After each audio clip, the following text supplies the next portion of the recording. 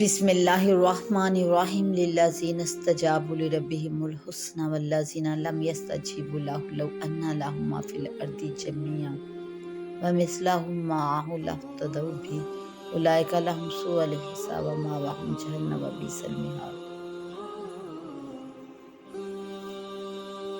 جنہوں نے مانا اپنے رب کا حکم ان کے واسطے بھلائی ہے، اور جنہوں نے اس کا حکم نہ مانا، اگر ان کے پاس ہو جو کچھ کے زمین میں ہے سارا اور اتنا ہی اس کے ساتھ، اور تو سب دے دے اپنا بدلہ میں ان لوگوں کے لیے، تو برا حساب اور ٹھکانہ ان کا دوزخ ہے۔ یعنی جن لوگوں نے اپنے اللہ کا کہنا مان لیا اور توحید اور اطاعت کو اختیار کر لیا، ان کے لیے اچھا بدلہ یعنی جنت مقرر ہے۔ اور جن لوگوں نے اللہ تعالیٰ کی اطاعت کو اختیار نہیں کیا، اللہ تعالیٰ کا کہا نہیں مانا اور کفر و معصیت پر قائم رہے، ان کے پاس قیامت کے دن اگر تمام دنیا بھر کی چیزیں موجود ہوں، بلکہ اس کے ساتھ اسی کے برابر اور بھی مال و دولت ہو، اور سب اپنی رہائی کے لیے دے ڈالیں، ان لوگوں سے وہ ہرگز قبول نہ کیا جائے گا، اور ان لوگوں کا سخت حساب ہوگا، جس کو دوسری آیت میں حساب اسیر فرمایا ہے، اور ان کا ٹھکانہ ہمیشہ کے لیے دوزخ ہے، اور بری جگہ قرار دیا گیا اس کو جو شخص یہ یقین رکھتا ہے کہ جو کچھ آپ کے رب کی طرف سے آپ پر نازل ہوا ہے وہ سب حق ہے۔ کیا ایسا شخص اس کی طرح ہو سکتا ہے جو کہ اس علم سے محض اندھا ہے؟ یعنی کافر اور مومن برابر نہیں، بس نصیحت تو سمجھدار ہی لوگ قبول کرتے ہیں،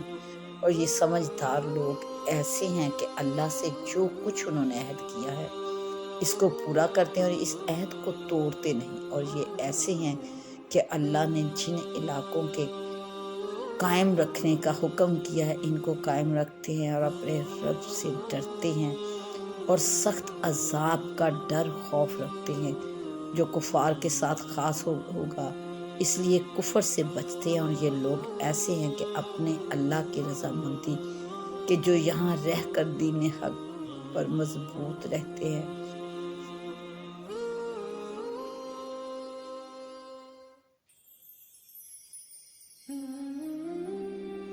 اور نماز کی پابندی رکھتے ہیں، اور جو کچھ ہم نے ان کو روزی دی ہے اس میں سے چپکے بھی اور ظاہر کر کے بھی جیسا موقع ہوتا ہے خرچ کرتے ہیں، اور لوگوں کی بد سلوکی جو ان کے ساتھ کی جائے حسن سلوک سے ٹال دیتے ہیں۔ یعنی کوئی ان کے ساتھ بد سلوکی کرے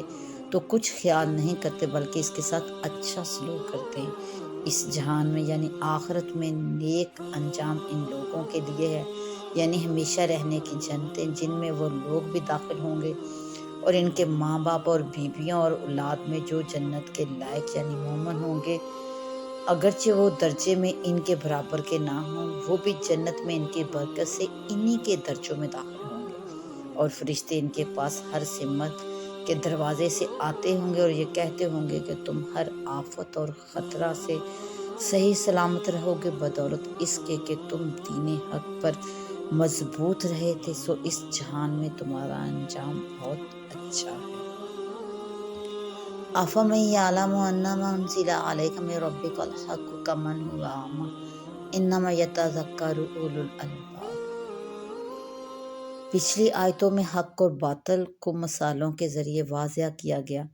مذکورہ آیت میں اہل حق اور اہل باطل کی علامات و صفات اور ان کے اچھے اور برے اعمال اور ان کی جزا اور سزا کا بیان ہے۔ پہلی آیت میں احکام ربانی کی تعمیل اور اطاعت کرنے والوں کے لیے اچھے بدلے کا اور نافرمانی کرنے والوں کے لیے عذاب شدید کا ذکر ہے۔ دوسری آیت میں ان دونوں کی مثال بینا اور نابینا سے دی گئی ہے، اور اس کے آخر میں فرمایا انما یتذکر اولو الالباب، یعنی اگرچہ بات واضح ہے مگر اس کو وہی سمجھ سکتے ہیں جو عقل والے ہیں، جن کی عقلیں غفلت و معصیت نے بیکار کر رکھی ہیں، وہ اتنے بڑے عظیم فرق کو بھی نہیں سمجھتے۔ الذین یوفون بعہد اللہ ولا ینقضون المیثاق۔ تیسری آیت میں ان دونوں فریق کے خاص اعمال اور علامات کا بیان شروع ہوا۔ پہلے احکام الہیہ کے ماننے والوں کی صفات ذکر فرمائی گئی۔ آیت الذین یوفون بعہد اللہ، یعنی یہ وہ لوگ ہیں جو اللہ تعالیٰ سے کیے ہوئے عہد کو پورا کرتے ہیں۔ مراد اس سے وہ تمام عہد و پیمان ہیں جو اللہ تعالیٰ نے اپنے بندوں سے لیے ہیں، جن میں سب سے پہلا ربوبیت ہے، جو ازل میں تمام ارواح کو حاضر کر کے لیا گیا۔ فرمایا الست بربکم، یعنی کیا میں تمہارا رب نہیں ہوں؟ جس کے جواب میں سب نے یک زبان ہو کر کہا بلا، یعنی کیوں نہیں، آپ ضرور ہمارے رب ہیں۔ اسی طرح تمام احکام الہی کی اطاعت، تمام فرائض کی ادائیگی اور ناجائز چیزوں سے اجتناب کی من جانب اللہ وصیت اور بندوں کی طرف سے اس کا اقرار مختلف آیات قرآن میں مذکور ہے۔ دوسری صفت ولا ینقضون المیثاق ہے، یعنی وہ کسی عہد و میثاق کی خلاف ورزی نہیں کرتے۔ اس میں وہ عہد و پیمان بھی داخل ہیں جو بندے اور اللہ تعالیٰ کے درمیان ہیں، جن کا ذکر ابھی پہلے جملے میں عہد اللہ کے الفاظ سے کیا گیا ہے۔ وہ عہد بھی جو امت کے لوگ اپنے نبی اور رسول سے کرتے ہیں، اور وہ معاہدے بھی جو ایک انسان دوسرے انسان کے ساتھ کرتا ہے۔ ابو داؤد نے بروایت اور ابن مالک یہ حدیث نقل کی کہ رسول کریم صلی اللہ علیہ وآلہ وسلم نے صحابہ کرام رضی اللہ عنہم اجمعین سے اس پر عہد اور بیعت لی کہ اللہ کے ساتھ کسی کو شریک نہ کریں گے، اور 5 وقت نماز کی پابندی کریں گے، نماز کو پابندی سے ادا کریں گے، اور اپنے امراء کی اطاعت کریں گے، اور کسی انسان سے کسی چیز کا سوال نہ کریں گے۔ جو لوگ اس بیعت میں شریک تھے، ان کا حال پابندی عہد میں یہ تھا کہ اگر گھوڑے پر سواری کے وقت ان کے ہاتھ سے گھوڑا گر جاتا تو کسی انسان سے یہ نہ کہتے کہ یہ گھوڑا اٹھاؤ، بلکہ خود سواری سے اتر کر اٹھاتے تھے۔ یہ صحابہ کرام رضی اللہ عنہم اجمعین کے دلوں میں حضرت محمد صلی اللہ علیہ وآلہ وسلم کی محبت اور عظمت اور جذبہ اطاعت کا اثر تھا، ورنہ یہ ظاہر تھا کہ اس طرح کے سوال سے منع فرمانا مقصود نہ تھا۔ جیسے حضرت عبداللہ ابن مسعود ایک مرتبہ مسجد میں داخل ہو رہے تھے، دیکھا کہ حضرت محمد صلی اللہ علیہ وآلہ وسلم خطبہ دے رہے ہیں، اور اتفاق سے ان کے دخول مسجد کے وقت آپ کی زبان مبارک سے یہ کلمہ نکلا کہ بیٹھ جاؤ۔ عبداللہ بن مسعود جانتے تھے کہ اس کا یہ مطلب نہیں کہ سڑک پر یا بے موقع کسی جگہ کوئی ہے تو وہیں بیٹھ جائے، مگر جذبہ اطاعت نے ان کو آگے قدم بڑھانے نہ دیا۔ دروازہ سے باہر ہی جہاں یہ آواز کان میں پڑی، اسی جگہ بیٹھ گئے۔ الذین یوفون بعہد اللہ ولا ینقضون المیثاق سے ثابت ہوا کہ جو معاہدہ کسی سے کر لیا جائے اس کی پابندی فرض اور اس کی خلاف ورزی حرام ہے، خواہ وہ معاہدہ اللہ اور رسول سے ہو جیسے مانی، یا مخلوقات میں کسی سے ہو، خواہ مسلمان سے یا کافر سے، عہد شکنی بہرحال حرام ہے۔ والذین یصلون ما امر اللہ به ان یوصل ویخشون ربهم ویخافون سوء الحساب۔ تیسری صفت اللہ تعالیٰ کے فرما بردار بندوں کی یہ بتلائی گئی، والذین یصلون ما امر اللہ به ان یوصل، یعنی یہ لوگ ایسے ہیں کہ اللہ تعالیٰ نے جن تعلقات کے قائم رکھنے کا حکم دیا ہے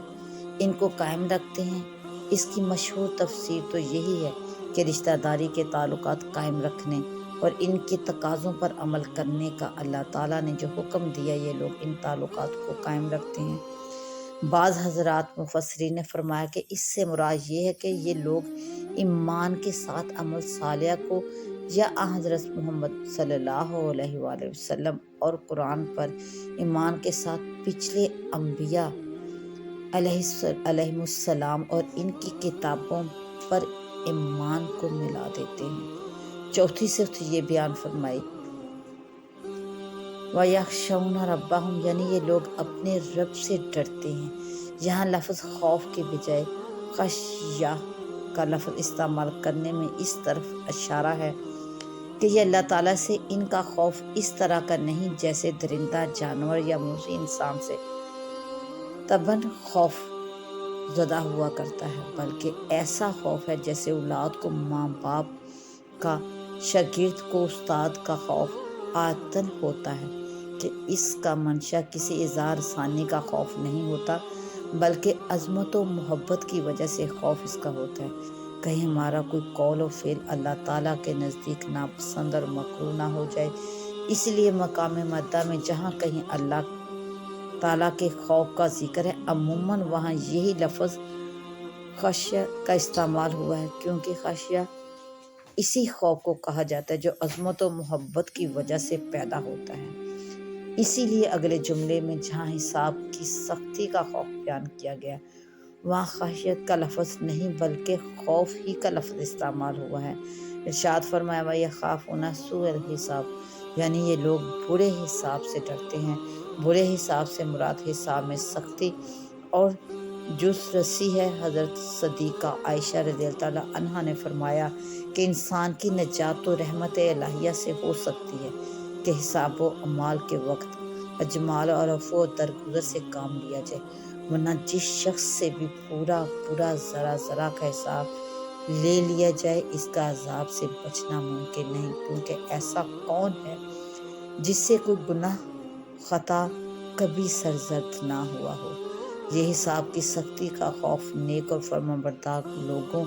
کی 5ویں صفت ہے۔ والذین یصلون ما امر اللہ بہ ان یوصل سے معلوم ہوا کہ اسلام کی تعلیم رہبانیہ انداز سے ترک تعلقات کی نہیں بلکہ ضروری تعلقات کو قائم رکھنے اور ان کے حقوق ادا کرنے کو ضروری قرار دیا گیا۔ ماں باپ کے حقوق، اولاد، بیوی اور بہن بھائیوں کے حقوق، دوسرے رشتہ داروں اور پڑوسیوں کے حقوق اللہ تعالیٰ نے ہر انسان پر لازم کیے ہیں۔ ان کو نظر انداز کر کے نفلی عبادات میں یا کسی دینی خدمت میں لگ جانا بھی جائز نہیں۔ دوسرے کاموں میں لگ کر ان کو بھلا دینا تو کیسے جائز ہوتا۔ صلہ رحمی اور رشتہ داری کے تعلقات کو قائم رکھنے اور ان کی خبر گیری اور ادائے حقوق کی تاکید قرآن کریم کی بے شمار آیات میں اس کا ذکر ہے، اور بخاری اور مسلم کی حدیث میں روایت انس رضی اللہ عنہ سے مذکور ہے کہ رسول کریم صلی اللہ علیہ وآلہ وسلم نے فرمایا کہ جو شخص یہ چاہتا ہے کہ اللہ تعالیٰ اس کی رزق میں وسعت اور کاموں میں برکت عطا فرما دے تو اس کو چاہیے کہ صلہ رحمی کے معنی یہی ہیں کہ جن سے رشتہ داری کے خصوصی تعلقات ہیں ان کی خبر گیری اور بقدر گنجائش امداد و اعانت کرے۔